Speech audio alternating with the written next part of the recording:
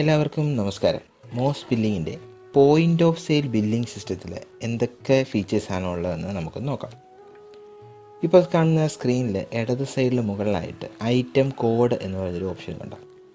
അവിടെ നമ്മുടെ ഐറ്റം, അതായത് കസ്റ്റമർ എടുത്തുകൊണ്ട് വന്ന ഐറ്റംസ് പേരുപയോഗിച്ചോ അല്ലെങ്കിൽ ബാർകോഡ് റീഡ് ചെയ്തോ നമുക്ക് അവിടുന്ന് ഐറ്റം സെലക്ട് ചെയ്യാവുന്നതാണ്. നമുക്ക് ഐറ്റത്തിൻ്റെ പേര് ടൈപ്പ് ചെയ്ത് കഴിഞ്ഞാൽ ആരോ ബട്ടൺ ഉപയോഗിച്ച് നമുക്ക് ഐറ്റം സെലക്ട് ചെയ്ത് എൻ്റർ ബട്ടൺ പ്രസ് ചെയ്യാം. അപ്പോൾ ഞാനിവിടെ സെറ്റിങ്സ് കൊടുത്തിട്ടുണ്ട്. ഐറ്റം സെലക്ട് ചെയ്യുമ്പോൾ നേരെ ഫോക്കസ് ക്വാണ്ടിറ്റിയിലേക്ക് വരാൻ വേണ്ടി ഒരു ഫംഗ്ഷൻ കൊടുത്തിട്ടുള്ളത് കൊണ്ട് ക്വാണ്ടിറ്റിയിൽ എത്തിയിട്ടുണ്ട്. എനിക്ക് അവിടുന്ന് ക്വാണ്ടിറ്റി ചേഞ്ച് ചെയ്യാൻ സാധിക്കും.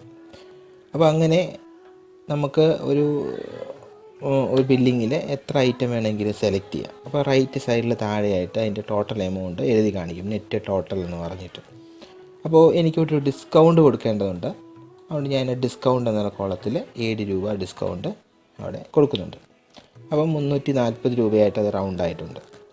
ഇനി നിങ്ങൾക്ക് ഇടത് സൈഡിൽ കണ്ട ഒരു ടോക്കൺ നമ്പർ കാണാൻ പറ്റും. പല പർപ്പസിന് വേണ്ടിയിട്ടാണ് നമ്മൾ സോഫ്റ്റ്വെയർ ചെയ്തിരിക്കുന്നത്. അപ്പോൾ ചില ടോക്കൺ, അതായത് ചില റെസ്റ്റോറൻറ്റുകളിൽ ഒരു ടോക്കൺ കൊടുത്തിട്ട് നമുക്ക് ബില്ല് ചെയ്യാൻ സാധിക്കും.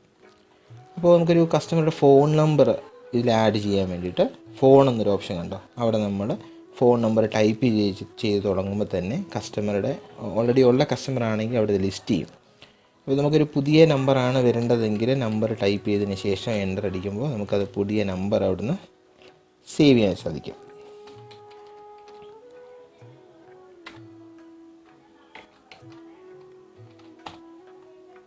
ഇവിടെ സേവ് എന്നൊരു ബട്ടൺ ഉണ്ട്. ആ ബട്ടൺ പ്രസ് ചെയ്ത് കഴിഞ്ഞാൽ നമുക്കിവിടെ കാണാൻ സാധിക്കും ആ നമ്പറും പേരും നമുക്കിവിടെ നിന്ന് കാണാൻ സാധിക്കും. അപ്പം ഇത് സേവ് ചെയ്യാൻ വേണ്ടിയിട്ട് വലത് സൈഡിൽ താഴെയായിട്ട് അപ്ഡേറ്റ് എന്നൊരു ബട്ടൺ ഉണ്ട്. ആ ബട്ടൺ പ്രസ് ചെയ്യാം. അപ്പോൾ ഒരു ചെറിയൊരു പേയ്മെൻറ്റിൻ്റെ ഒരു ബോക്സ് ഓപ്പൺ ആയി വരും. വലത് സൈഡിൽ ടെൻഡേഡ് എമൗണ്ട് എന്ന് കാണാൻ സാധിക്കും. ടെൻഡേഡ് എമൗണ്ടിൽ നമ്മൾ കസ്റ്റമർ എത്ര രൂപയാണോ തരുന്നത് ആ എമൗണ്ട് ടൈപ്പ് ചെയ്ത് കഴിഞ്ഞാൽ നമുക്ക് ബാലൻസ് എത്ര തിരിച്ച് കൊടുക്കണമെന്ന് കാണിക്കും. അവിടെ പേയ്മെൻറ്റ് എന്നൊരു ബട്ടൺ ഉണ്ട്. അത് പ്രസ് ചെയ്ത് കഴിഞ്ഞാൽ ഇൻവോയ്സ് സക്സസ് ആയിട്ടുണ്ട്, പ്രിൻറ്റ് ചെയ്യണമെന്ന് ചോദിക്കും. അത് യെസ് കൊടുത്ത പ്രിൻറ്റ് വരും, നോ കൊടുത്ത ബില്ല് അവിടെ സേവ് ആയിരിക്കും. ഇപ്പോൾ ഞാൻ നോ ആണ് കൊടുക്കുന്നത്.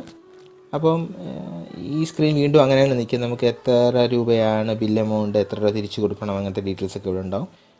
ക്യാഷ് കൊടുത്തതിന് ശേഷം വീണ്ടും എൻ്റർ അടിച്ച് കഴിഞ്ഞാൽ പുതിയ ബില്ല്. അടുത്തതായിട്ട് നമ്മൾ നോക്കുന്നത് കസ്റ്റമർ പേയ്മെൻറ്റ് തരുന്നത് ഗൂഗിൾ പേ ആയിട്ടോ കാർഡ് സ്വൈപ്പിംഗ് ആയിട്ടോ ആണെങ്കിൽ എങ്ങനെയാണ് സോഫ്റ്റ്വെയറിൽ എൻ്റർ ചെയ്ത് നോക്കാം. അപ്പോൾ നമ്മൾ ഒരു ഐറ്റം സെലക്ട് ചെയ്തു, 89 രൂപയുടെ ഒരു ഐറ്റം സെലക്ട് ചെയ്തു.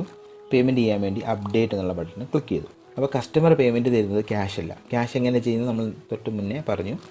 ഇനിയിപ്പോൾ തരുന്നത് ഒരു ഗൂഗിൾ പേ ചെയ്യാമെന്ന് പറഞ്ഞു. അപ്പോൾ നമ്മൾ എന്ത് ചെയ്യണം, UPI എന്നുള്ള ബട്ടൺ പ്രസ് ചെയ്ത് കഴിഞ്ഞാൽ നമുക്കിവിടെ UPIയുടെ GPay അക്കൗണ്ട് അവിടെ മാറിയതായിട്ട് കാണാൻ സാധിക്കും. അതേപോലെ കാർഡ് ആണ് ചെയ്യുന്നതെങ്കിൽ ബാങ്ക് എന്നുള്ള ബട്ടൺ ക്ലിക്ക് ചെയ്യുക. അപ്പോൾ ഇവിടെ വീണ്ടും കാർഡായിട്ട് അറിയാൻ സാധിക്കും. അപ്പോൾ അങ്ങനെ നമുക്ക് ഇവിടുന്ന് സ്വിച്ച് ചെയ്യാം. ഇനി ഗൂഗിൾ പേയും ക്യാഷും കൂടി ആണ് തരുന്നത്. കുറച്ച് പൈസ ഗൂഗിൾ പേ ചെയ്തു, ബാക്കി ക്യാഷ്.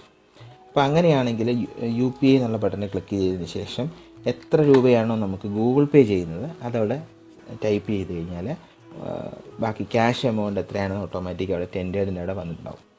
ഇനി പേയ്മെൻറ്റ് എന്നുള്ള ബട്ടൺ ക്ലിക്ക് ചെയ്യുക. പ്രിൻറ്റ് വേണമെന്ന് ചോദിക്കും, എസ് കൊടുത്ത പ്രിൻറ്റ് വരും, നോ കൊടുത്ത് നമുക്ക് അവിടെ ബില്ല് സേവ് ആയതായിട്ട് കാണാൻ സാധിക്കും.